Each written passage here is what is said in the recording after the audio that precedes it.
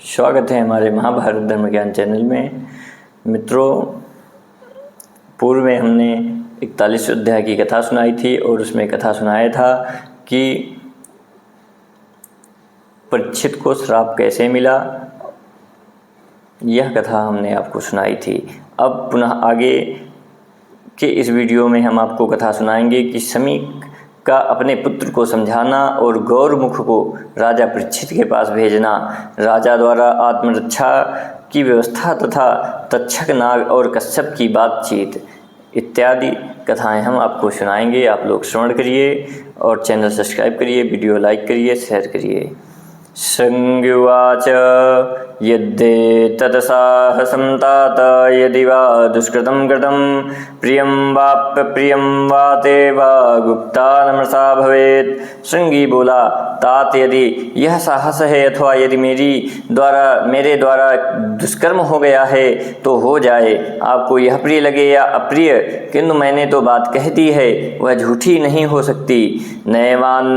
नैवान्यथेदं भविता पितरे स ब्रवीमिते नाहं रसा ब्रवीम्येवं स्वैरे स्वापि कुतः सपन। पिताजी, मैं अपने आप से सच कहता हूँ, अब यह साप टल नहीं सकता। मैं हंसी मजाक में भी झूठ नहीं बोलता, फिर साप देते समय कैसी झूठी बात कह सकता हूँ। शमिकुवाच जानाम्युग्र प्रभावं त्वां तात शत्यगिरं दधा नानृतं चोक्त पूर्वं ते तन्मिथ्या भविष्यति।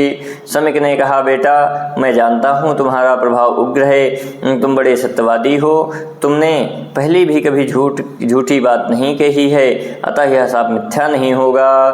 तथापि पिता को उचित है कि वह अपने पुत्र को बड़ी अवस्था हो जाने पर भी सदा सत्कर्मों का उपदेश देता रहे, जिससे वह गुणवान हो और महान यश प्राप्त करे।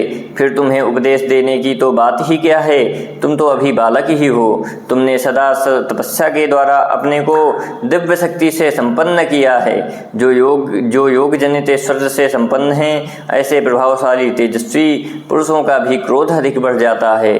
फिर तुम जैसे बालकों को क्रोध हो, इसमें कहना ही क्या है, किंतु यह क्रोध धर्म का नाशक है।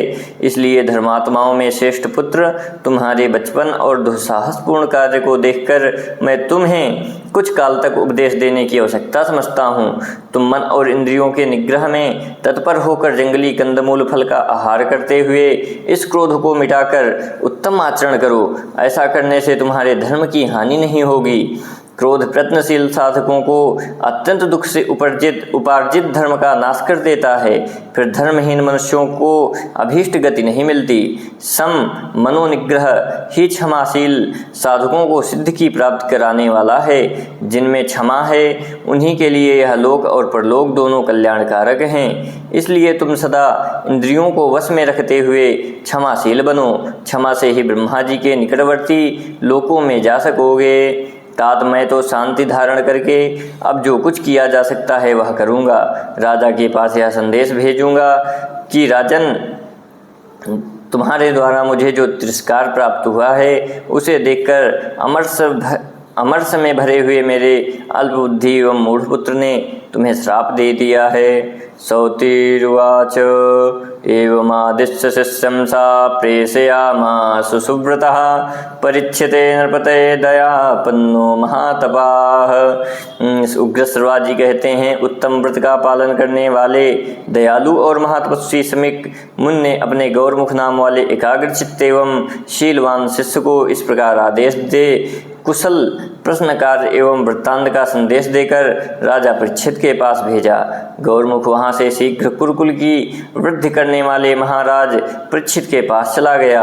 राजधानी में पहुंचने पर द्वारपाल ने पहले महाराज को उसके आने की सूचना दी और उनकी आज्ञा मिलने पर गौरमुख ने राजभवन में प्रवेश किया।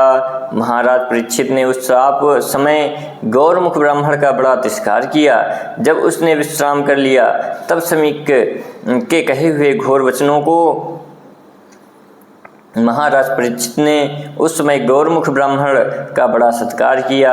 जब उसने विश्राम कर लिया तब शमिक के कहे हुए घोर वचन को मंत्रियों के समीप राजा के सामने पूर्ण रूप से कह सुनाया।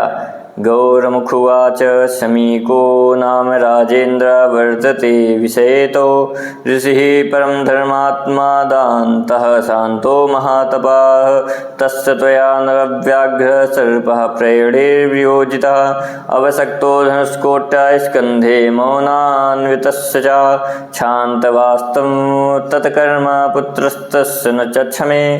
गौरमुखोला महाराज, आपके राज्य में शमीक नाम वाले एक परम धर्मात्मा महर्षि रहते हैं। वे जितेंद्रीय मन को वश में रखने वाले और महान तपस्वी हैं। नरव्याघ्र आपने मौन व्रत धारण करने वाले उन महात्मा के कंधे पर धनुष की नोक से उठाकर एक मरा हुआ सांप रख दिया है। सर महर्षि ने तो उसके लिए आपको क्षमा कर दिया था, किंतु उनके पुत्र को वह सहन नहीं हुआ। राजेंद्र, उस ऋषि कुमार ने आज अपने पिता के अनजाने में ही आपके लिए यह श्राप दिया है कि आज 7 रात के बाद ही तक्षक नाग आपकी मृत्यु का कारण हो जाएगा। तत्र रक्षां कुरुष्वेति पुनः पुनरथा ब्रवीत तदन्यथा न शक्यं च कर्तुं केनचिदप्युत। इस दशा में आप अपनी रक्षा की व्यवस्था करें, यह मुनि ने बार बार कहा है। उस शाप को कोई भी टाल नहीं सकता। स्वयं महर्षि भी क्रोध में भरे हुए अपने पुत्र को शांत नहीं कर पा रहे हैं। अतः राजन, आपके हित की इच्छा से उन्होंने मुझे यहाँ भेजा है। उग्रस्वतीर्वाच इति श्रुत्वा वचो घोरं स राजा कुरुनन्दनः परतप्यत पापं कृत्वा राजमहातपाः।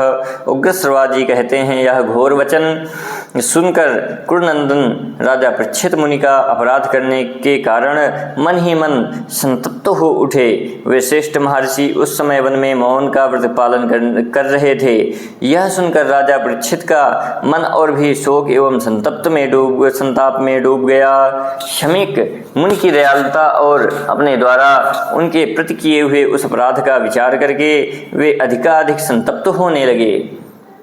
देवतुल्य राजा परीक्षित को अपनी मृत्यु का शाप सुनकर वैसा संताप नहीं हुआ जैसा कि मुनि के प्रति किए हुए अपने उस बर्ताव को याद करके वे शोकमग्न हो रहे थे।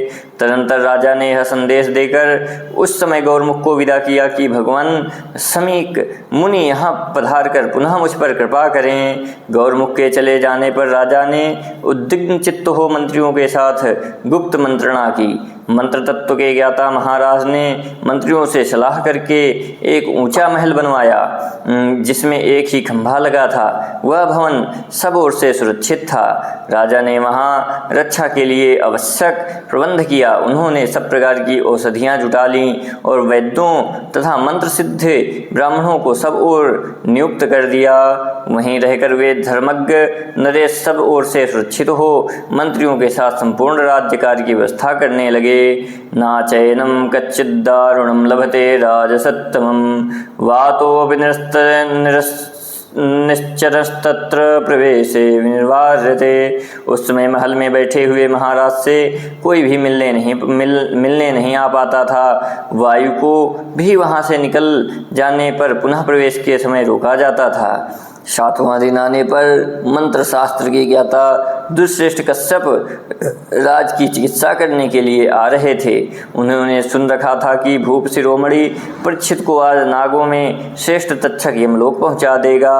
अतः उन्होंने सोचा कि नागराज के डसे हुए महाराज का विष उतार कर मैं उन्हें जीवित कर दूंगा। ऐसा करने से वहाँ मुझे धन तो मिलेगा ही, लोकोपकारी राजा को जिलाने से धर्म भी होगा। मार्ग में नागराज तक्षक ने कश्यप को देखा। वे एक चित्त होकर हस्तिनापुर की ओर बढ़े जा रहे थे। तब नागराज ने बूढ़े ब्राह्मण का वेश बनाकर मुनिवर कश्यप से पूछा, आप कहाँ बड़ी उतावली के साथ जा रहे हैं और कौन सा कार्य करना चाहते हैं? कश्यप उवाच नृपं कुरु कुलोत्पन्नं परीक्षित मरिमन्मरिन्दमं तक्षकः पन्नगश्रेष्ठस्तेजसाद्ध प्रदच्छति। कश्यप ने कहा, कुरुकुल में उत्पन्न शत्रुदमन महाराज परीक्षित को आज नागराज तक्षक अपनी विषाग्नि से दग्ध कर देगा। वे राजा पांडवों के वंश परंपरा को सुरक्षित रखने वाले तथा अत्यंत पराक्रमी हैं। अतः सौम्य अग्नि के समान तेजस्वी नागराज के डस लेने पर उन्हें तत्काल विसरहित करके जीवित कर देने के लिए मैं जल्दी जल्दी जा रहा हूँ। तच्छक उवाच अहम सा तच्छको ब्रह्मास्तं दच्छामि महीपतिं निवर्तस्व नासक्तस्तुं मया दष्टं चिकित्सितुं। तक्षक बोला, ब्रह्मन मैं ही वह तक्षक हूँ, आज राजा को भस्म कर डालूंगा, आप लौट जाइए, मैं जिसे डस लूँ उसकी चिकित्सा आप नहीं कर सकते। कश्यप ने कहा, मैं तुम्हारे डसे हुए राजा को वहां जाकर विष से रहित कर दूंगा, यह विद्याबल से संपन्न मेरी बुद्धि का निश्चय है। इति महाभारते आदिपर्वणि आस्तिकपर्वणि कश्यपागमने 2चत्वारिंशोऽध्यायः।